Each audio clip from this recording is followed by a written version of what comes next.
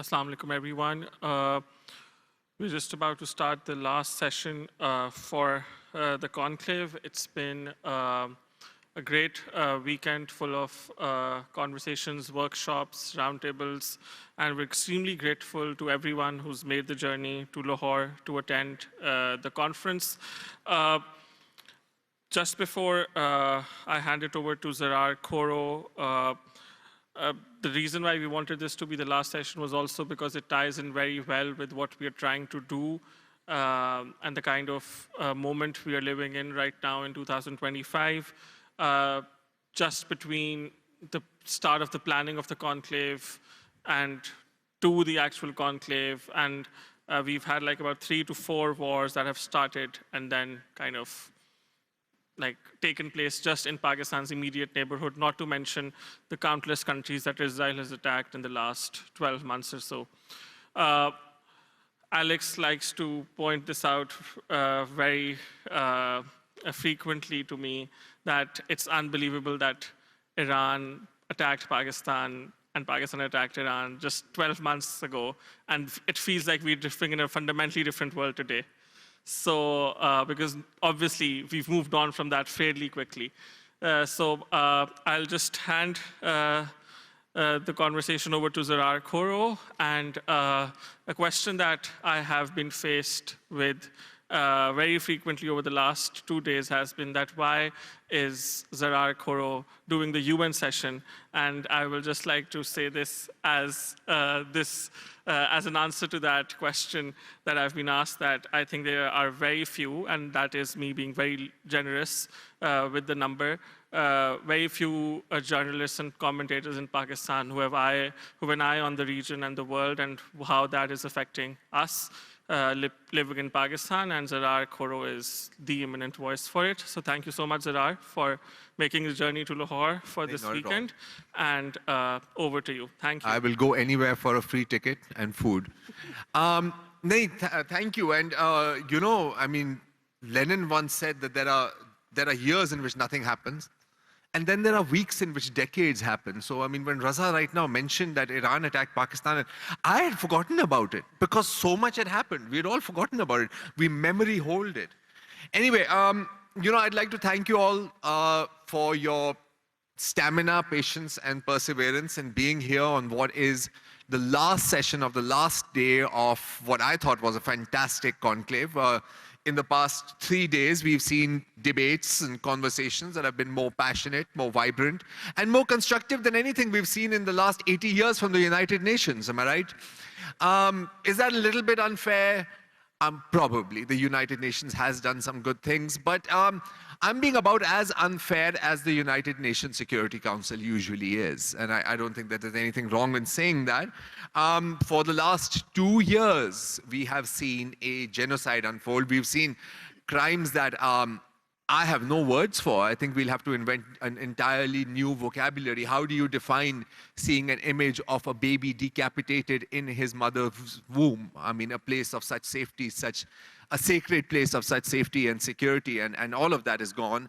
And every time in front of the UNSC, even the most timid, the most tame resolution that is brought to criticize Israel, to just bring an end to the carnage, and the United States ambassador raises a very finely manicured but blood-stained hand and ensures that the carnage continues, ensures that our feeds, our phones are filled with images of murdered men, women, and children, and there is just no end to it. And the only thing that it seems that we can draw any comfort from is by me saying that there are probably 3 more people here than there were at Netanyahu's UNGA speech. I mean, that's all we're left with, right? We're left with protests, we're left with walkouts, we're left with, oh my God, let me tweet this. And while that's important, it's also sickeningly impotent. As impotent as the United Nations seems to be in this day and age. But how did we get here? I mean, it perhaps wasn't always thus. Perhaps there was a time when we had some hope. And I'm not talking about being a student and being in the model United Nations and putting that on your CV. No. There was a time, I think, perhaps that we had genuine hope. And that hope, I mean, at least as far as I'm concerned, is long gone. So when we're sitting here and we talk about the United Nations in its particular form, can it survive? Can it evolve? And if not, what replaces it? And when we talk about global governance, what do we even mean by that? So we're going to just get right into this conversation. I'm going to introduce our panelists, from in order of appearance. We have Alex Shams, who I think this is like the 50th session you're in, right? This is at least. So, thank you for that. Iranian-American writer, journalist, anthropologist, so on and so forth. We have Genç. I pronounced that correctly, right? Allah ka shukr hai. And Genç hails from Turkey, and his work is really interesting because I was reading up on it really quickly, and it's sort of at the intersection of investigative and literary journalism, and that's really interesting. And of course, we have Aima Khosa there in the end, journalist and a researcher on the history of Pak-China relations. So we'll have a talk, and then because this isn't the UNSC. We can also take questions, and I will, of course, exercise veto power because, life is unfair, and so am I. Now, Alex, I want to start with you. We were having a little chat yesterday, right? And, to understand anything, you cannot understand the present, let alone predict the future, attempt to predict the future, without understanding the past. So, I mean, how many of you can tell me what the predecessor organization of the United Nations was? Anyone? League of Nations, that's right. And what happened to the League of Nations? It died. It started out after World War I, and they're like, oh my God, never again. I mean, that's been so overused, right? It's just a dead hashtag. But again, then, just like a few decades later, you had World War II, and there goes the League of Nations. And right now, while we don't have a World War III scenario in front of us, the United Nations is suffering from the death of 1,000 cuts, right? And you had an interesting point, Alex, that the genesis, the birth of the United Nations, in a way, carried the seeds of its own sort of destruction, right? So if you could expand on that. Definitely, and thank you for that introduction. I think it's important to understand that right now we're looking for accountability from the United Nations. We're trying to find a way to hold countries accountable for the actions they're engaged in. But we often forget that the United Nations, despite the discourse around it, wasn't necessarily set up to hold all, let's say, rule breakers accountable, or all of the people committing war crimes accountable. From the beginning, it was a club of the victors of a war. Mm-hmm. And although in retrospect, we often think of World War II as a just war, and in the United States, that's very much how it's portrayed, because of it was a war against the Nazis or against Japanese imperialism. At the same time, there was never a reflection or an accountability for what the US did and how it won that war. Because the birth of the United Nations is inseparable from the dropping of atomic bombs on Japan, the firebombing of German cities, mass civilian casualties, in a way that right now it's actually quite interesting. These parallels are often made, right? That the destruction of Gaza... By Israel, that you firebomb Dresden, why can't we do the same? I haven't heard that, but that would actually be very accurate, exactly. That Israel would say it, because where I see it often is it's brought up in the sense of the destruction of Gaza is like an atomic bomb has dropped on it. And I think it's exactly an apt comparison, because we saw the US do it. I mean, we didn't see it, but in that sense that in the history books, it's clear that it happened. In the US version of the narrative of World War II, it was necessary, but it wasn't necessary. It was necessary for total surrender, for a total defeat of the other powers. But the fact that hundreds of thousands of civilians lost their lives, and that the UN was established in order to then create accountability against the other side, but not to reflect on, okay, at what moment did the United States begin to kill civilians when it didn't need to? How do we find justice for people in Japan or Germany as well who weren't, who were civilians in every sense of the word, and who were targeted by these bombs? And the fact that that was never a question, there was never an opening, and the story we've been fed is that that's not even something to really question. We can think about the atomic bombing as a human tragedy, but not as a political tragedy. We're not taught to question US crimes in World War II or since World War II. And I think as a result of that, it's like we're searching for the UN to hold the US accountable, to hold Israel accountable, and we don't recognize that that was never what it was set up for. So essentially, I mean, we're, in your words, and I think you've described this quite accurately, we're looking for the UN to fulfill a function that it was never designed to fulfill. In fact, we're looking for the UN to fulfill a function that is the exact opposite of what it was designed to be. And I'm talking about the UNSC. When it's a victor's club, right? It's a winner's club, and to the victor, the spoils. And that's not to say that, and I think it's also important, we can talk about the founding of the UN, we'll also recognize that over the decades, recently, like the decolonized world attempted to take over the UN and turn it into something that could be used, that could actually hold those powers accountable. And from the beginning, I mean, since the 1950s, 1960s, 1970s in particular, amid decolonization, there was this moment when the possibility of actually holding the UN to its promises was possible. But at every instance, we saw that those attempts were thwarted. By the powers that be. Exactly. And in that sense, history is useful because in order to understand what's happening right now and how a genocide is unfolding with the support of one of the members of the Security Council, all we have to do is kind of look back at previous decades and we can see different instances of that unfolding. True.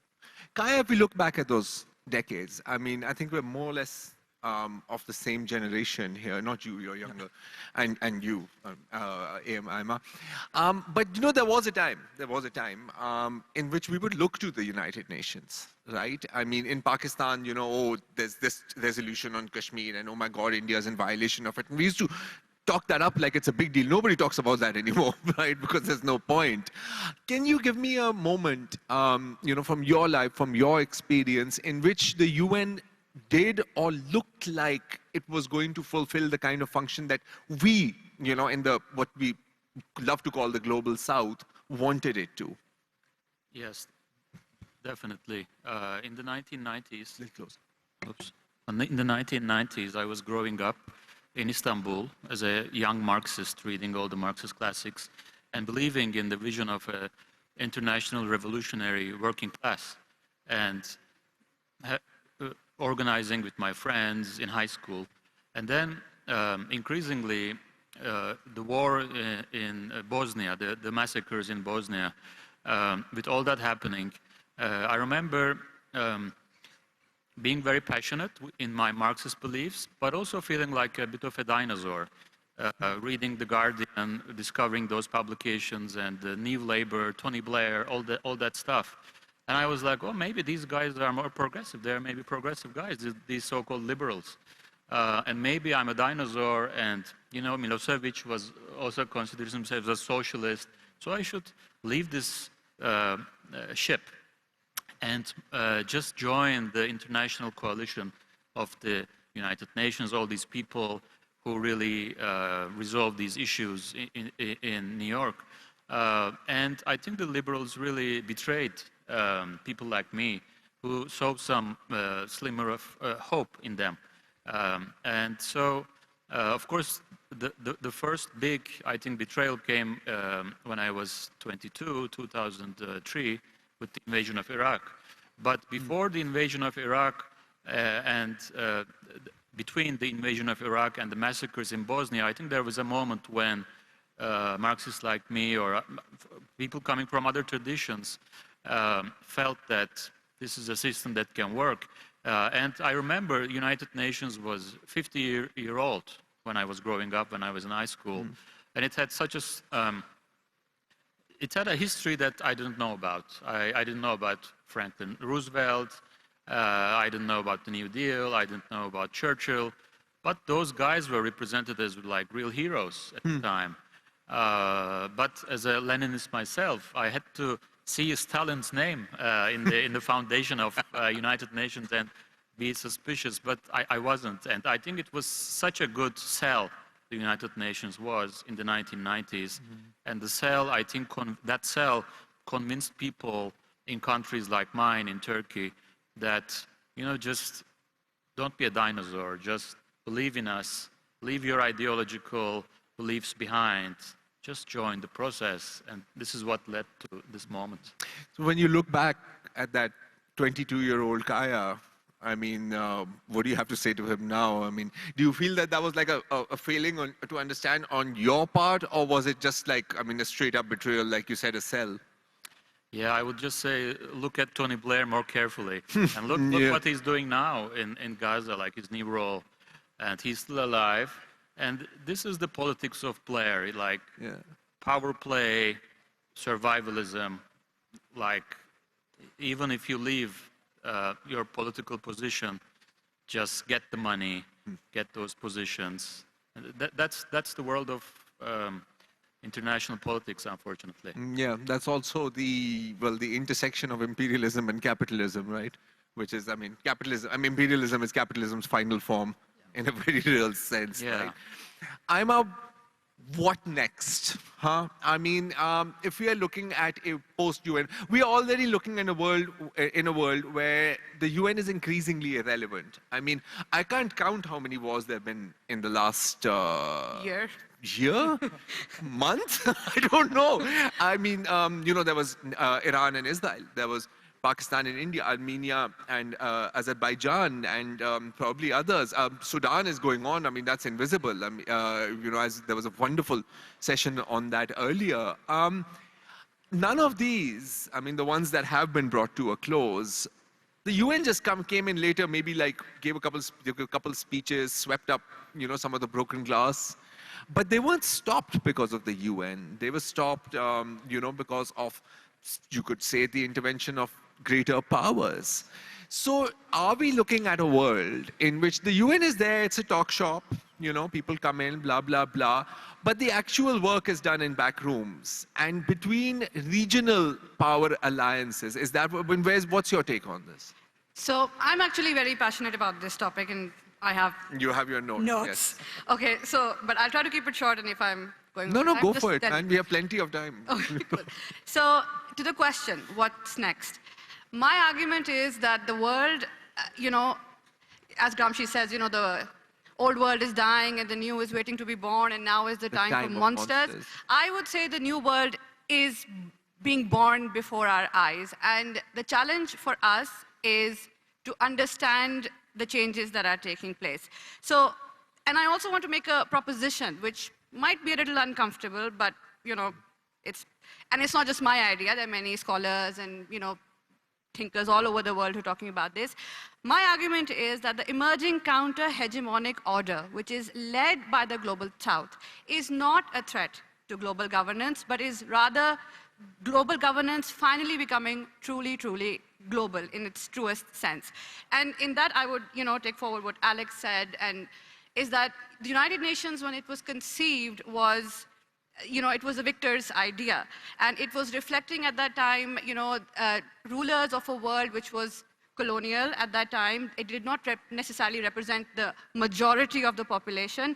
And at this time, in 2025, the UN does not represent the moral realities of our time. It does not reflect the economic realities of our time. It does not reflect the demographic realities of our time. The world has changed immensely since 1945 to now. And the UN did not die, you know, with just one event. Yeah. It was 1,000 cuts. Yeah, 1,000 cuts, exactly. So every time unilateral action was taken, every time that it was shown to the world, especially the global south, that you don't have a seat at the table, and there are, in fact, you know, greater powers who have a seat at the table, and they will decide for you unilaterally what's going to happen. That was the time when UN was dying a death by 1,000 cuts. So now there is this new world, and what does it look like? Well, it is going to be a world that is a multipolar in nature, and that's actually wonderful news for all of us because it opens doors for countries like us. And the genesis of this new multipolar world is, in fact, also goes back to the time when UN was ascendant. I don't know how many people know about this, but there was this conference that took place in 1955, which is called the Afro-Asian Peoples Solidarity Conference, otherwise known as the Bangdan Conference of 1945. And the Bangdan Conference, and then it was the precursor to the non-aligned movement. And the Bangdan movement was actually a fantastic movement. There was so I read the archives of those conversations, and there was a big fight over, oh, you know, you guys, the final resolution is reflecting Soviet principles, and then the other side was saying, no, we have the usual factionalism, a lot of factionalism going on. And so the Chinese actually proposed they said, you know what, why don't we write this resolution reflecting the UN Charter So it was right to self-determination, sovereignty, immense emphasis on sovereignty, because you have to understand these countries were coming out of colonial rule. So all these countries were immensely, guarded about making sure that nobody's trying to come and, And vulnerable and justifiably paranoid. And economic sovereignty. So not just political sovereignty, economic sovereignty, legal sovereignty. So sovereignty in the truest sense of the word. So the genesis of that was laid during the Bangdang moment, and then the Bangdan era followed, in which the non-aligned movement was ascended. And now somehow, over time, the hegemonic culture of the generation that you grew up in which we all believed UN was, UN could save the world, and all we have to do is just, believe in these universal values that they're telling us are universal, but it somehow doesn't include our values, but okay. So I lost my... You were talking about Bangdang? Yes. So the Bangdang, I'm just saying... that an alternative was sort of emerging, is that what you're saying? And has been erased from popular memory, but it still exists. And it is now shaping, the spirit of Bangdan is now shaping the world that is emerging before our eyes. If I may, I've written down like a few points of what I think the pillars of this new emerging world should look like, could look like. The first one is, of course, the idea that sovereignty and solidarity are complementary concepts. They are not, contradictory to one another. And the most essential aspect is that it is not one hegemon replacing another, but rather regional autonomy, negotiated interdependence, and the principle that no single power can dictate terms to the rest. So the world now has options. You can go to the Asian bloc, you can go to the Eurasian bloc. There's different multilateral organizations, institutions that are opening up spaces for countries like Pakistan and also other countries to take the issues too. Second, international law should be re-evaluated from the ground up. So the current system gives precedence to corporate rights over human rights, to investor protections over environmental sustainability, to patent monopolies over access to medicine. So we need, mandatory debt audits, distinguishing legitimate from odious obligations. We need global taxation on resource extraction, which, by the way, is completely missing from conversation. And then democratic control of the international monetary system, the pulse, and the ending dollars exorbitant privilege, something, again, that nobody wants to talk about. So third, the right to development must be justiciable, not aspirational. That means that UN mechanisms should have the ability to sanction states that impose unilateral coercive measures, that manipulate commodity prices, that engage in technology hoarding. And the proposed Court of Crimes Against Humanity should include economic crimes, structural adjustment programs that kill millions of people through austerity, sanctions regimes that target civilian populations, and debt servicing that, diverts resources from health and education. Further, South-South trade. So the Belt and Road Initiative. I think that if you were a head of state, like, there would be regime change, like, in about the next 5 minutes. I have a lot of ideas on this. I'm sure you do. We'll come back to them. Now, again, you're looking at a world in which, okay, so either the UN no longer exists in a sense, or is again, largely irrelevant. It's just sitting there. Is reform possible, though? I mean, Alex, I want to take your view on this, and I want to tell you guys something funny. Is, recently, I think Malaysia, one of the Malaysian ministers said that, hey, there shouldn't be a veto. Okay? Someone said it, I could be wrong. I think it was Malaysia. And then I looked up that, is that even possible? So, yeah, it is possible. But what you need is 2/3 of the General Assembly, and all 5 veto powers have to agree to give up their veto. So I have to sort of vote against myself and curtail my powers. And I can assure you, had I any powers, I would never give them away. So again, is reform possible? And again, and with that, I just want to go, okay, you're Iranian by heritage, and regardless of what one may or may not think of the current government or the dispensation in Iran, we see that Iran is sanctioned like that, man. Like this. You're breathing wrong, you're sanctioned. We've seen atrocious war crimes and not even a word. Doesn't that boil your blood? does, right? Yes. Boils my blood. I'm not even Iranian. So I think you very easily laid a very good case for why the UN might not be reformable. And I agree with many of the ideas you're proposing that need to be changed. But at the same time, I think where I disagree very strongly is I'm not sure if I can find any way to place my hope in states in general. A multipolar world to me doesn't seem like that great of a replacement because 3 months ago, Israel attacked Iran, killed more than 1,000 people, left tens of thousands of people homeless, millions were forced to leave. And Iran, which should be at the center of that multipolar world, right? This is a country that is so sanctioned that if you do business with Iran, you cannot do business with the US or Europe. A country that has strong relations with China and Russia, on paper, should be the heart of the axis of some anti-American alliance. And not a finger was lifted to help Iran. In this moment when Israel is attacking it with missiles. And even I look at the Iranian government because after the war, there was a certain move towards nationalism because many people in Iran felt that their government, however oppressive it might be towards them, Still our government. it's still our government and it's preferable to an outside power attacking us. But then what did we see? Almost immediately, the Iranian government began cracking down on dissidents, began cracking down on mutual aid networks. It forced out more than 1 million Afghans from the country, scapegoating them in order to build a nationalist idea of Iran triumph.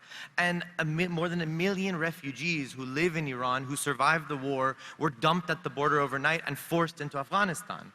And to me, this is a perfect encapsulation of why the hope is not in states. And I look back even at the Bandung conference, and I see a bunch of military dictators who in the name of colonized people, who they themselves were immediately repressing to keep their own power, went onto the world stage and said, we're the world's hope. We're the ones who are going to save us.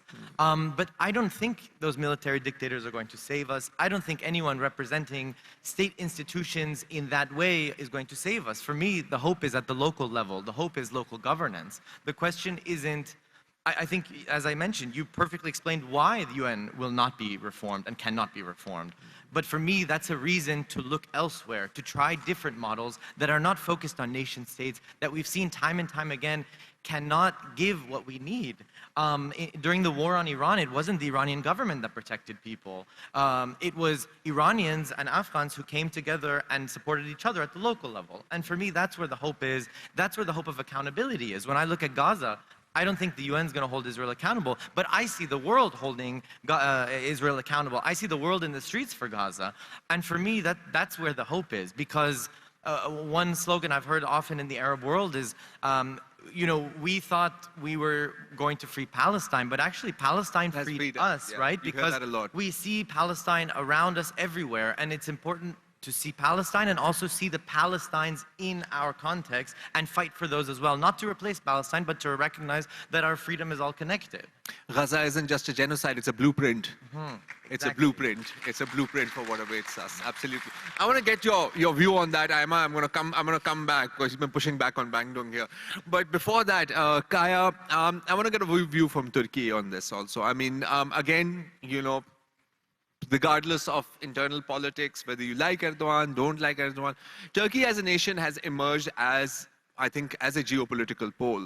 You know, I mean, certainly a regional, you know, ingress into Central Asia, into the Mediterranean. I mean, it's very much an emerging power with a solid military-industrial complex, which we've seen across the board, used in many, many theaters, Sudan, Ukraine, so on and so forth. What's the view there? I mean, and what's your personal view, and what's the feeling on the street? I mean, the UN doesn't enter into any conversation there, does it? In Turkey, I mean, international relations is seen as integral part of political parties and the identity of the parties. And the ruling party, AKP, had a prime minister called Ahmet Davutoğlu, who was an international relations professor, and he wanted to realign Turkey with its immediate neighbors. And for people like me who didn't like Turkey's slavish imitation of the West and like rejection of its cultural legacy, this was like sweet to hear. Yes, let's go to Beirut, let's go to Aleppo, let's make cultural alliances. Like Alex, I'm also working in the culture and arts industry. So the slavish imitation of the West really destroyed Turkey's soul. So this was something that I really supported. But what happened was Turkey went to Cairo and asked Egyptians to imitate the Turkish model. And then in Aleppo, Turkey wanted a military solution. And so all these cultural attempts to realign the country and to fix its role as a NATO warrior, you know, like on the eastern front of this alliance, you know, we are the last border of NATO. So this all started to change, but Davutoğlu wasn't a popular prime minister, because at the end of the day, when people went to the votes, they said, we want more protections for the country. We're not that interested in international politics, and maybe we shouldn't really interfere in Syria. Maybe you know, this whole new role of Turkey, global role, is maybe hurting the economy. So the President Erdogan had to get rid of Davutoğlu and realign his policies. And maybe we shouldn't think that much about geography, history, and we should just be a regional power and not go to Cairo and ask people to imitate our model. They can decide it for themselves. So I think Turkish foreign policy had these big goals of really challenging the global world order. But when it comes to the ballot box, I think they found that it's not a priority on people's list for voting. And now there's a big economic crisis in Turkey. And if you talk about challenging UN and the system and realigning the Middle East, people are like, yeah, do that, but that's not secondary. a real. Yes, I'm hungry, and I can't find a job, and so these things are So I think Turkish foreign policy had these big goals of really challenging the global world order. But when it comes to the ballot box, I think they found that it's not a priority on people's list for voting. And now there's a big economic crisis in Turkey. And if you talk about challenging UN and the system and realigning the Middle East, people are like, yeah, do that, but that's not a real. secondary. Yes, I'm hungry, and I can't find a job, and so these things are kind of abstract right now, even in a country like Turkey. Fair enough. I mean, that's kind of leaning into what you were saying too, because like that's also in a way the street speaking, right? That's the street speaking, and different streets speak different things, and that's the whole thing. I mean, are we like being a little bit too optimistic in banding the entire global South together, Aima? Because I mean, hey, there's Pakistan and India also global South. We hate each other, you know. I mean, then there's that look at the UAE and look at Turkey. There's a serious confrontation there. One of the battlefields is in Sudan. So I mean, I get the emotion, right? I mean, I want to see the old order burn as much as you do, and see something wonderful rising phoenix like from the ashes. But isn't all of human history really just trading one hegemon for another? See, historically, we have not known a moment like the unipolar moment that we grew up in ever before, where one power was so powerful, and it had entrenched itself, its value systems, its mass media, everything was so deeply entrenched all over the world. So obviously, when that system is going to be in transformation, it's going to be very ugly. In any case, politics, whether it's domestic politics or it's politics in the world system, it's not a neat, handover of like the baton that it's going to happen. But introducing a little bit of competition in the world system, creating a little bit of tension, it opens up space and options for countries like ours. And sorry, Alex, I'm going to disagree with you on this, the point that, we shouldn't have, or we don't have hopes from our states. I can understand where you're coming from, but in the case of Gaza, we have seen what happens to a people when they don't have a strong state. And as a people who just came out of a 4-day war with India, and and they're also a global South country, and rather they see themselves as leaders of the global South. The Nehruvian vision was, we are leaders of the global South. Vishwa Guru, bhai. Yeah. But if we did not, and we have a lot of domestic problems. We have huge political instability. Our economy is in shambles all the time. There's a crackdown on dissent. But when we were in that crisis, we were saying, thank God.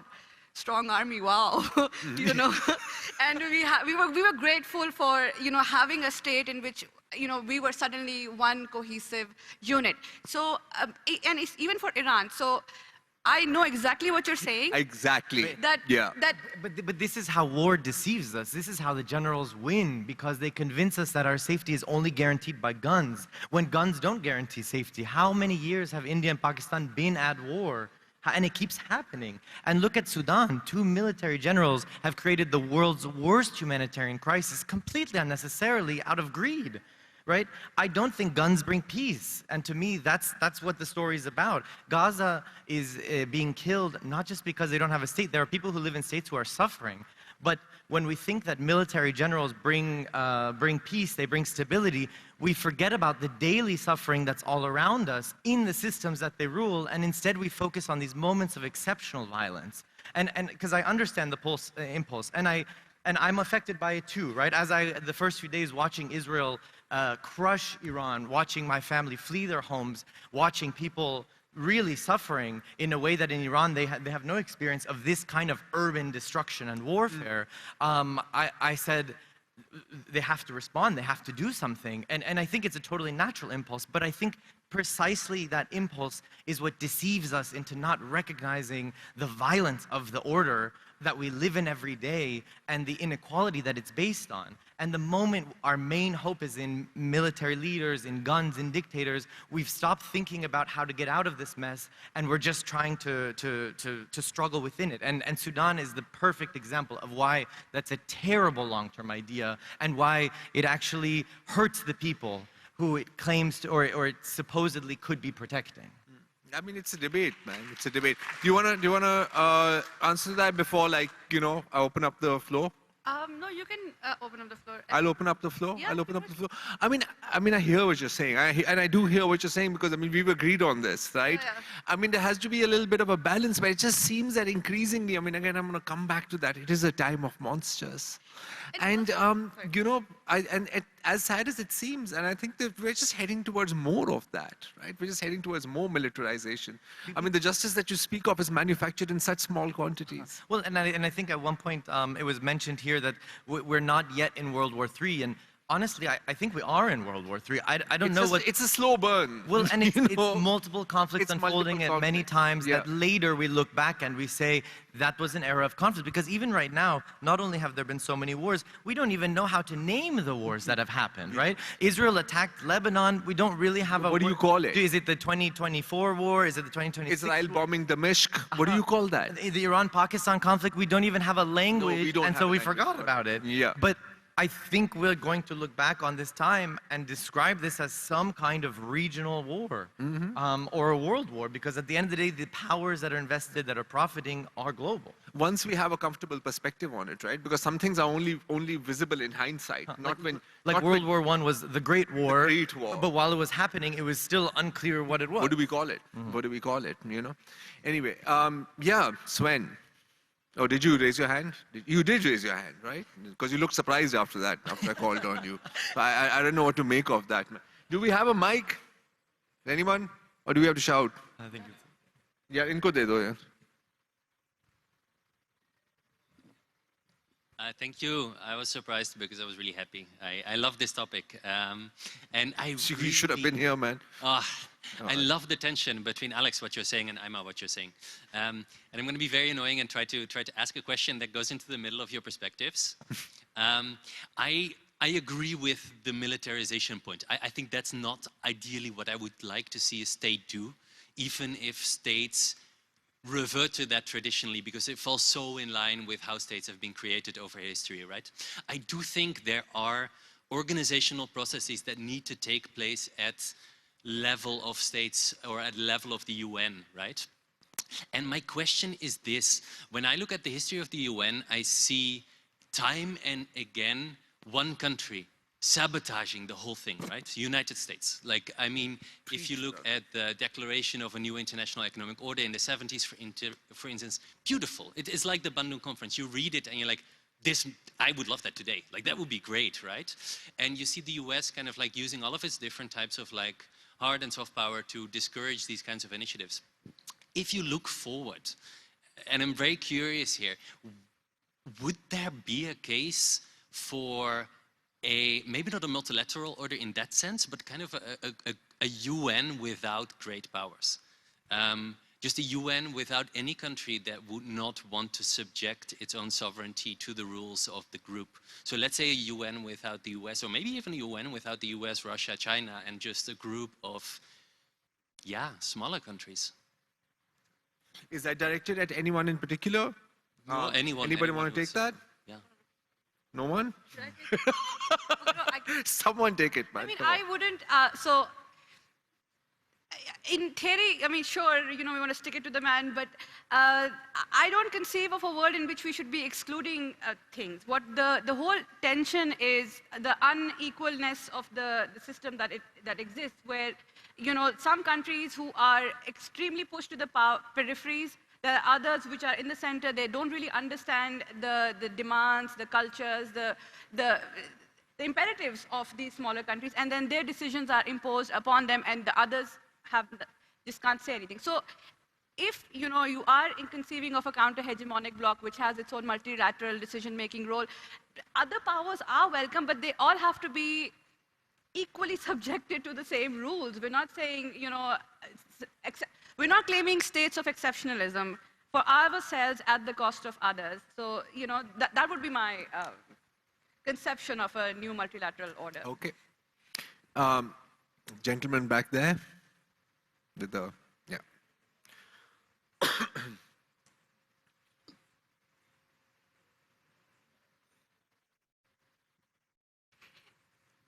My name is Tariq Bingul. I'm mentoring different competitive exams. My question is rethinking global governance. Also, sorry, if you have a question specific to any one of the panel members, so please do so. Otherwise, you can just give a general question. Ji. Is rethinking global governance possible without rethinking the role of United States in the United Nations? Don't we think that it is hegemonic and hyper American and Anglo-Saxonism in the global governance without considering the hegemonic position of America itself in the governance? That's the bottleneck in bringing lots of the barriers in the way of the global peace. Don't we think that United Nations has failed in lots of the global conflicts, from Rwanda to the current humanitarian crisis in the United Nations, failed to keep humans' peace in the Gaza, from the Gaza to Afghanistan, and it devastated everything in the global south, from the climate change to the humanitarian crisis. We should first bring America into the lines of the humanitarian laws, and America should respect the global governance and the international relations.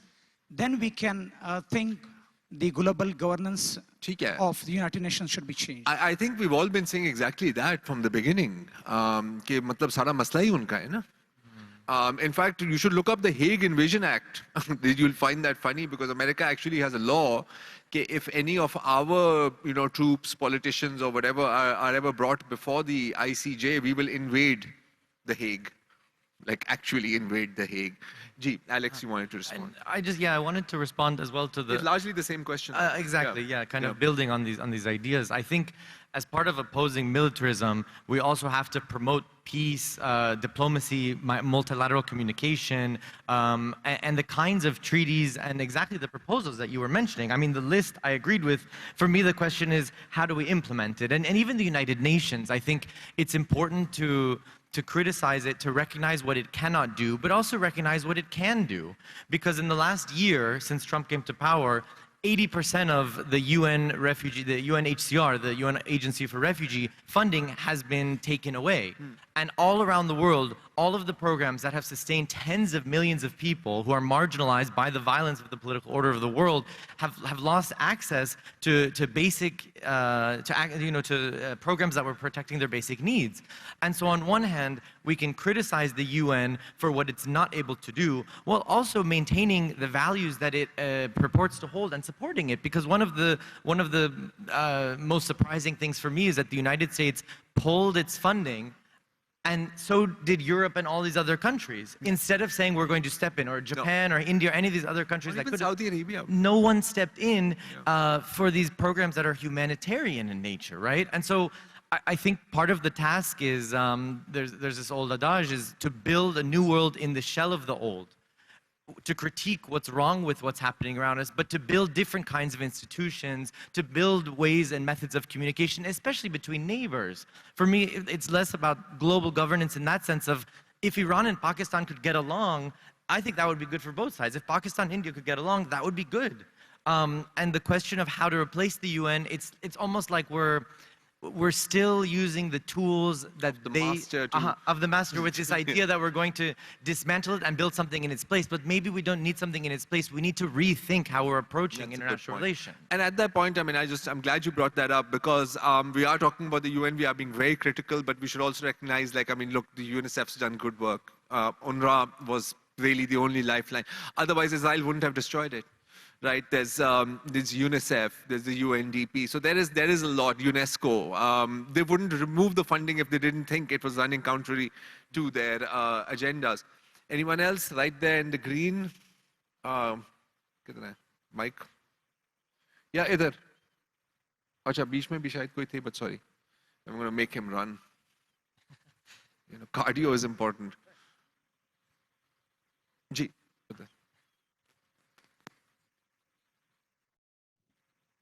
Yes, hello, my name is Sana and I'm a student of International Relations. I have two questions. They're all journal questions. So, firstly, I think personally that UN is a successful model considering comparatively to the past, sovereignty of other nations are respected. And the other organs of UN, like for example UNW, UNDP are successful. It is the UNSC that has to be remodeled. And at the same time, I also think that UN is favoring Global North because it is essentially funded by Global North, right?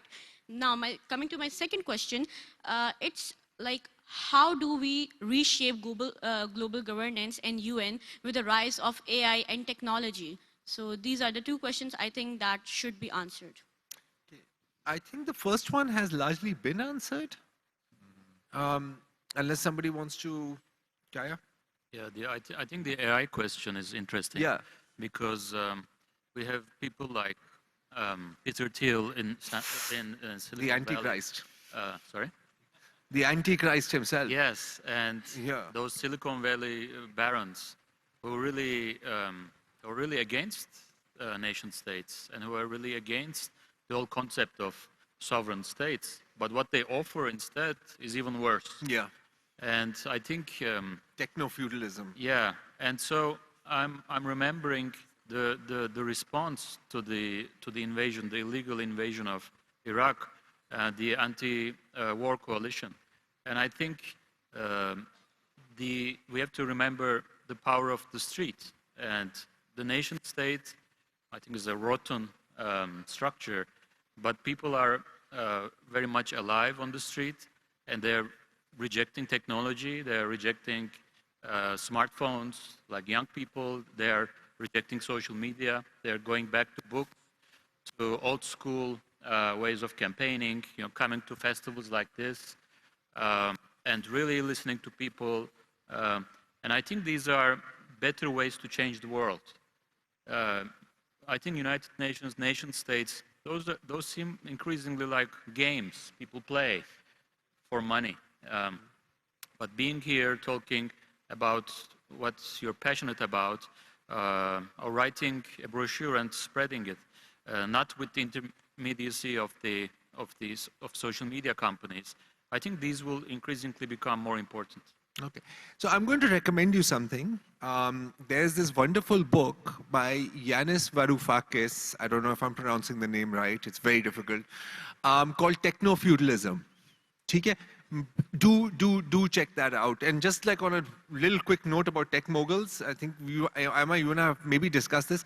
I used to think that Elon Musk was like the greatest evil. Now I think he's just an idiot. With like sort of these daddy issues and, kind of like a moron and high on ketamine. But people like Peter Thiel and, Zuckerberg, I mean, those guys actually scare me. Those guys actually scare me. But anyway, there was another, yeah, right there. Guy Mike, Though, if I could just add, idiots are also scary. No, they're scary. President Trump is an idiot and he's terrifying. Yeah, I mean, and an idiot with a giant bulldozer can still knock your house down. Now is the time of, kya baat hai? Ye mera column title aapne de diya next. Morons. That's good. Hi, I like it. am I audible? You are very much so. Thank you. First of all, thank you for the talk. My name is Zaina Khan and I'm a student myself. I am 22. First of all, I'd like to address, I don't know if we should address the elephant in the room, but the argument between Alex and Aima before. Somewhat, I agree with both of you, but why I incline more towards Alex's arguments is, like, why are we stressing more and more on military interventions? And when is there a stop to this, right? While we talk about military sovereignty and stability that it does provide to our country, why don't we talk about the power of people that we have on a larger impact? And why I stand with Alex's point is that shouldn't we be coming with a system, with a governance that is more representative and accountable rather than symbolic, right? So it's a general question. I'll take this one. Yeah, I'll take it's a general question. Because, see, the thing is, okay, so I think there's a little bit of a misunderstanding here. I don't think that Aima is promoting militarization. I think that particular comment was that, I mean, at the end of the day, like it or not, in a world which is filled with aggressors, and in a post-Gaza world, I mean, all bets are off. All bets are off. So you need that military deterrence. I think what Alex is cautionary about, and rightfully so, is that by praising that deterrence, I mean, how much power do we give to the military complex, right? So yes, absolutely. I think it is also a difference in looking at the world the way it should be and the way it is, because I mean, we also have to be cognizant of the realities here. So yes, we need all of that. That is what we need to push towards. But perhaps that is going to be a painstaking process. Okay, yeah, as a generation that is currently facing the consequences of all this global decisions that's been made, how do you think our state is kind of representing our roles, like the youth roles? Why don't we see the amount of protests that we've been seeing in Spain and Italy, for say, recently? Why not in Pakistan? Well, I mean, I think that you should ask yourself that question. You're in the youth, right? I mean, look, but where does the state role? The state is not going to come into that. The state is none of those protests are state-sponsored. quite the contrary. I mean, Italy is out there right now. And look, we have to look also at, I mean, if we're talking specifically in the context of Gaza, then we have to look at the historic responsibility of the Western powers. We're not the ones providing cover to Israel. We're not the ones providing economic, political, diplomatic, and military lifelines to Israel. And while we would all love a peaceful world, let's not forget that only the dead have seen the end of war.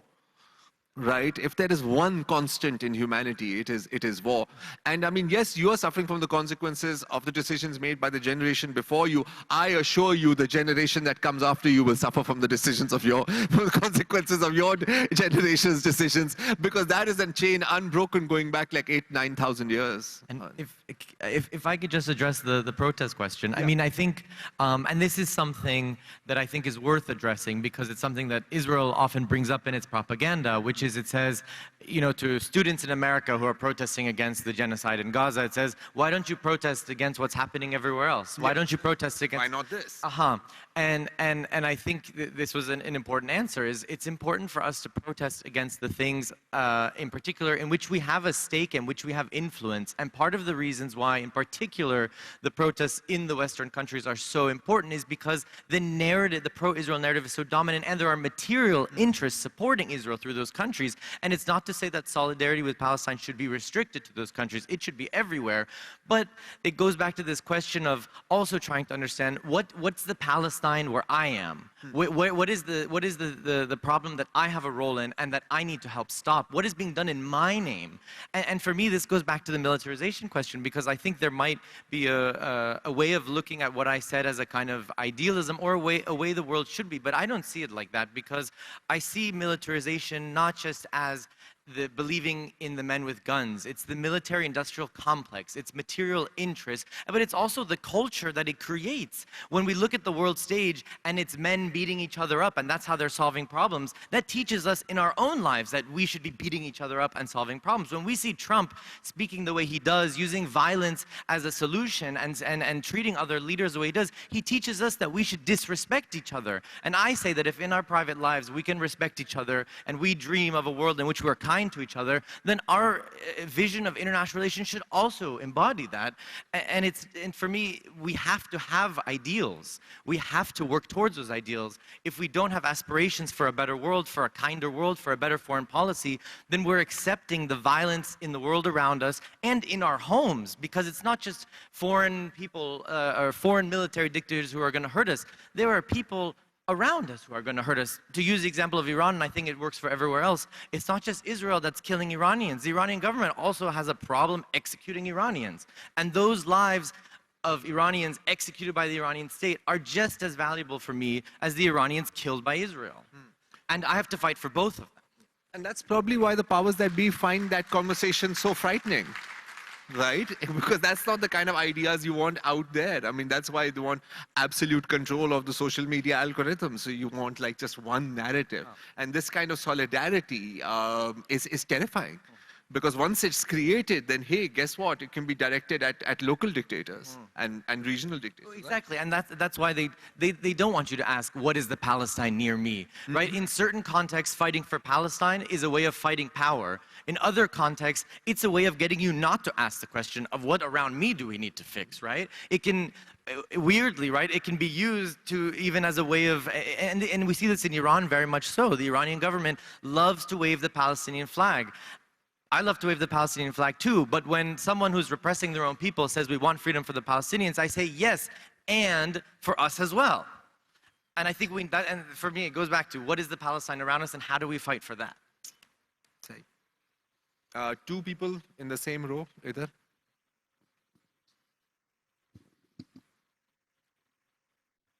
Hello. In a new world order that would be led by China, that we might see happening, would UN be led by China, or the role would be taken by BRICS or SARC or some new organization? Aima? The question is general. I think it's already happening, by the way. I don't think it needs to be, you know, separating the veto powers and what happens in the United Nations Security Council is separate from, the kind of institutions, new institutions that are being built, like through the BRICS, through the Belt and Road Initiative, through SCO. All of these things are alternative institutions and mechanisms that global South countries are getting as a chance to turn to when they are being coerced by other powers. So I think in a world that is being led by, I think we shouldn't just simply say it's going to be led by China, because of course it's an emerging, it is a global power. There are other global powers as well, second tier, third tier. I think options are better rather than saying, one power is replacing the other, and now we need to go to that power and be like, okay, sir, how can we be of service to you? So I hope that makes sense. Yeah. And even those structures that you're talking about, I mean, China may be the big partner in them, but it's certainly not the only one. Absolutely. China is, so there was this, I don't know if you remember, when there was a CPEC summit that took place a few years ago when CPEC was a big thing, and there was all of this propaganda that there is CPEC is a new form of colonization that's happening, and and look at what they're doing in Africa. Like basically they're using the things that they did to us to make us afraid of what other powers could do to us. So there was I think it was the Chinese ambassador who made a speech, and he said, or maybe it was a government representative, I don't remember who it was, but he made a very good point. He said, gone are the days when, foreign powers could just come to you and take over your economic systems and your political systems and tell you what to... Today's world is not going to accept that anymore. And I think that's a wonderful, wonderful thing. And also, I just want to say, I want peace. I want people to live in peace. I don't want there to be war. Aima is not a warmonger. Yeah, not at all. Okay. Yeah. I just think, in order for there to not be war, we need to be able to defend ourselves. Yeah. And that is a very crucial distinction that we should make, And of course, and then we should have the right to change our political systems, our governments, our parties, question our leaders, organize, but yeah. So I hope... And those are also the ingredients of a strong state, Naya. Of course. And you want a strong state, not a hard state. Like the harder the state is, the more easily it shatters. There was a... but that guy first, yeah. I think we'll take one or two more questions. Raza, and then... Hi, everyone. First of all, good evening to all of you. And my question is general from the panel. And the question is very straightforward. And the question is that we know well that UN has played a deep role in shaping the world peace and the world order and in fighting climate change and all of that. And we do know very well that there are 5 countries that have supreme power, which we know it very well, that is veto. And we have seen in the past few decades that either it is China or Russia or America, we have seen these 3 countries, whether it is their internal conflict or a global conflict, we have seen these 3 countries using the veto powers a lot, mostly Russia and then the America. And we have seen that in past in Russia-Ukraine war, we have seen Russia using the veto power in the United States, in the United Nations, and now we are witnessing that the United States is using the veto power against Gaza in Israel.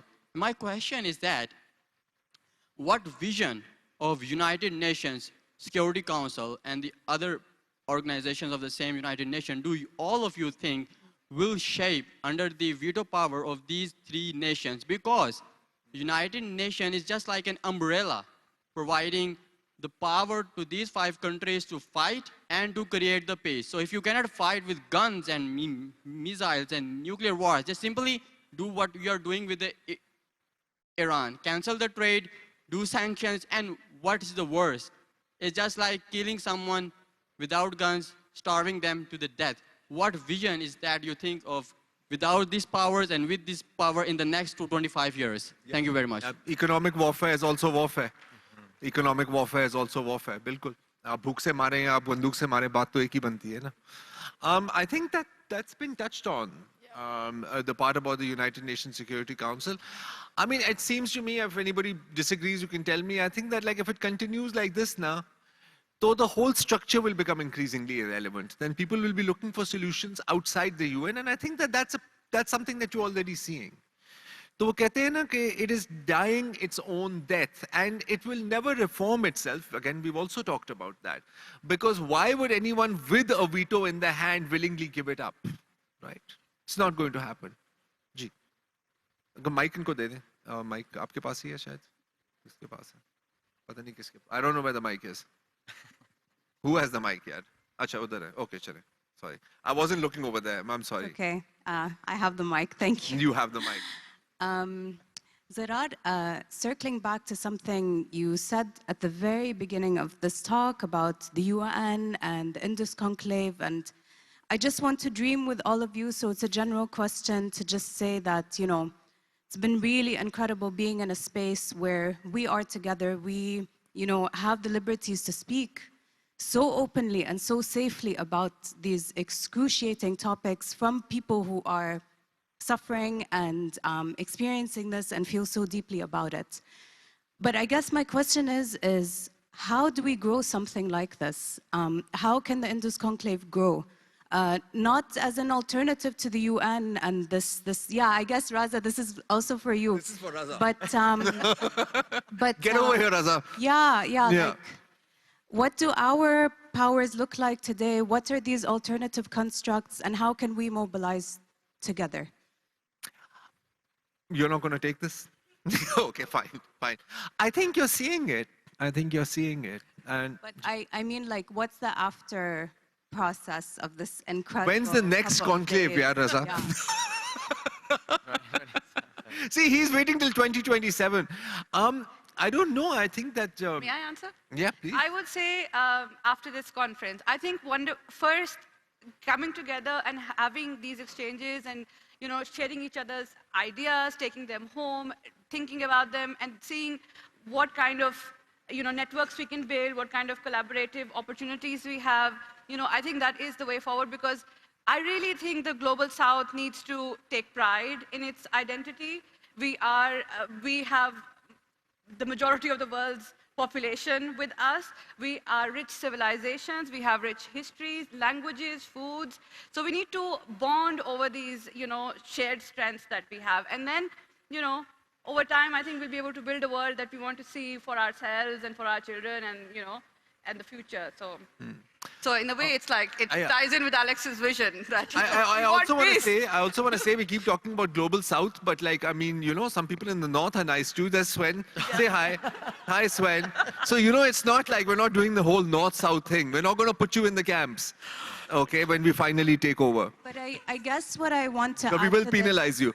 Huh. And Raza, maybe this is for you, like, okay, so we've recorded all of these talks, right? They're going to be available. We've had 2 days together, which is hardly enough, but kind of amazing as well. But tangible, not just that we came together and we might forget or disperse, but like, yeah, like we need to mobilize, right? Yeah. I think on a personal level, you know, I mean, you've met a lot of people, exchange numbers, get together. Look, you never know what might come out of it. You know, so you stand at a crossroads. I mean, we don't know where those roads lead, but, you know, we could take a few steps down them and see what happens. And I also want to add something about an important detail that we forgot to mention. The escalator in the United Nations building in New York, that really started a revolution by refusing to carry President Trump. There you go. And maybe it could be an influence for us by saying, I prefer not to. I like that. That was good. So I think one last question, or like, क्या करना है रज़ा? मुझे airport भी जाना है यार. Okay, we have to go to the airport. So last question. So anybody? No one? I think it's over there. No one? Okay, so there's okay, last 2 questions and that's it. Just keep them short if possible. Sorry guys. दे दो इन्हें mic यार.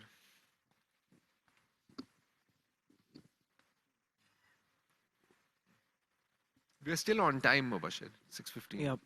My first question is for Ms. Aima.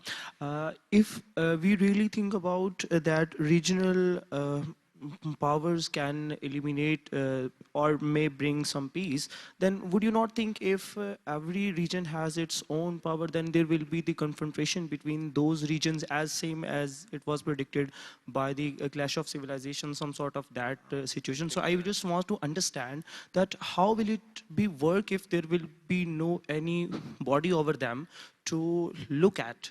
So as the global governance is failed till now is because we don't have any power over them to check all the confrontations between the global powers. So what this point you have?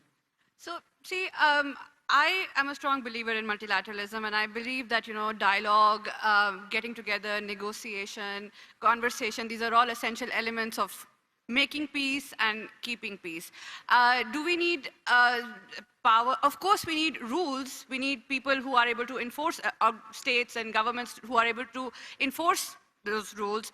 The objection over here is some countries create rules and then they enforce rules, but then they feel free to break those rules.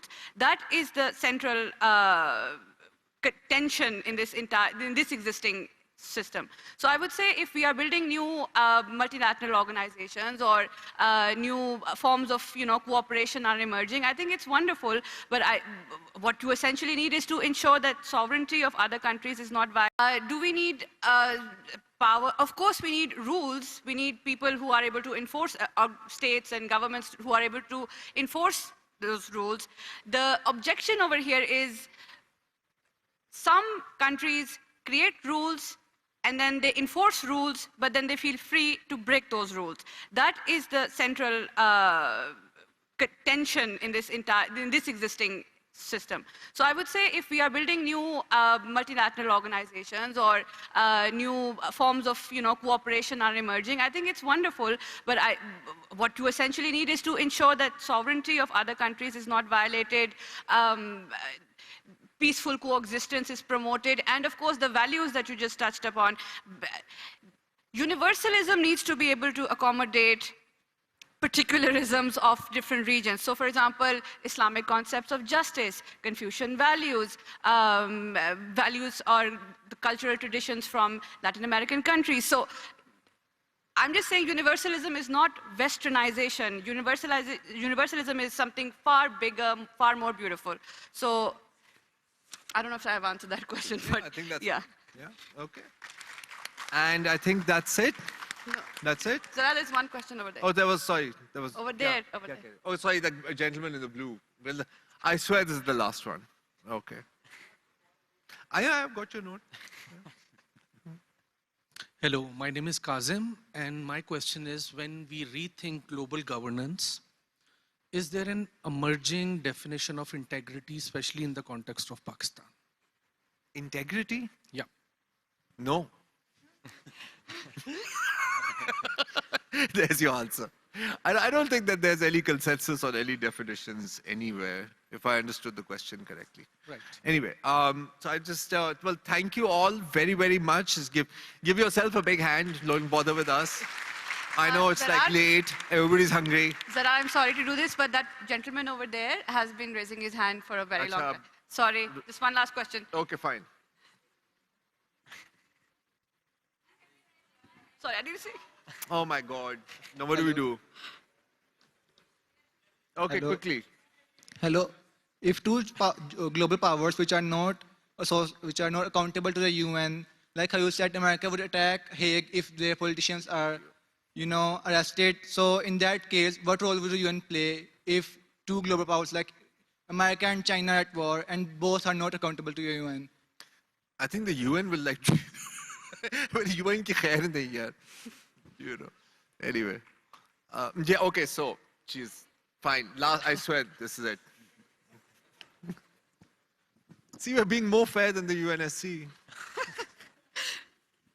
Interestingly, I have been ignored here. You get the last word. You get the closing note, man. Yes. That's the best. Okay. Coming to the topic, rethinking global governance. I think the topic should have been rethinking global control when it comes to United Nations. This is my comment. So it's all about control. It's all about power. We know that, and that fiasco is very much exposed. Secondly, coming to the governance, let's not talk about the wars. We have even a lot of discussion regarding that. Governance is a wide term, and it covers many areas and many aspects, including finances and resources of the regions. So my question is that when it comes to capitalism, the system that is holding all the systems together, you, the panel, the respected panel, as researchers, see the system of capitalism collapsing, and how soon is going to happen that? Number one question.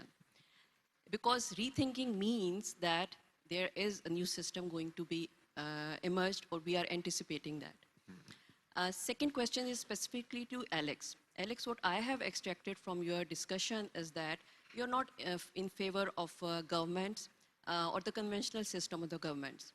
So are you, or were you referring to the power finally going back to the community level?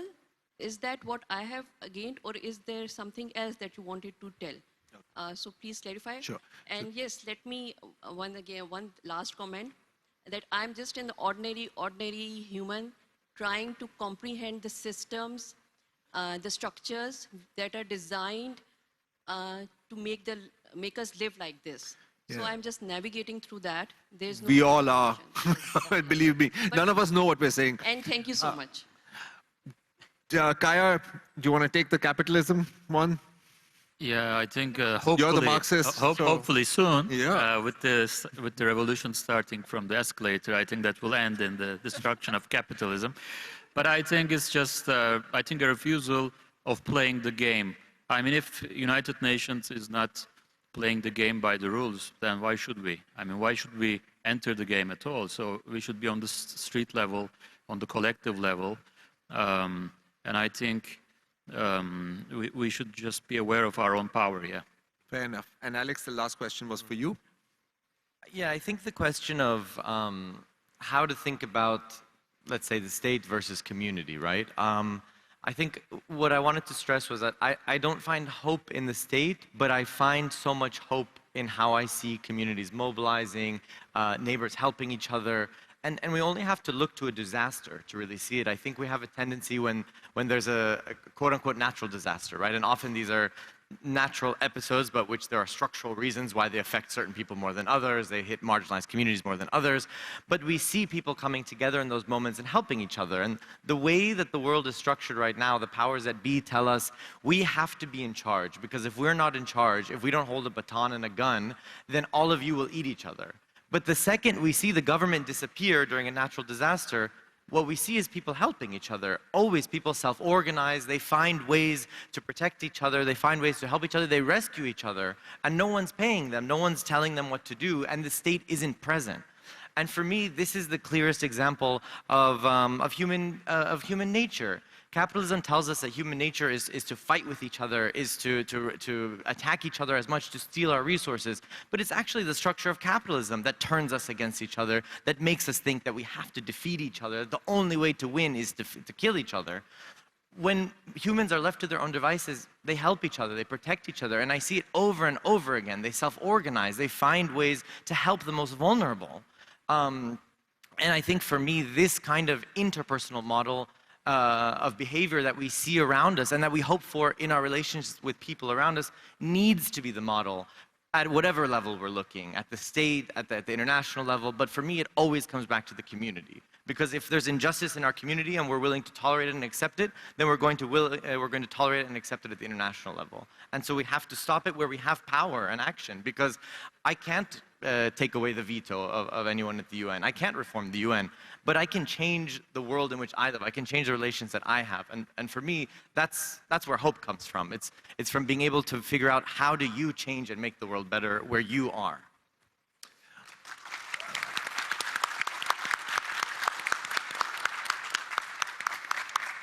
I think that's the best closing note. I can't do better than that. So thank you all very much again. Thank you all for joining us here.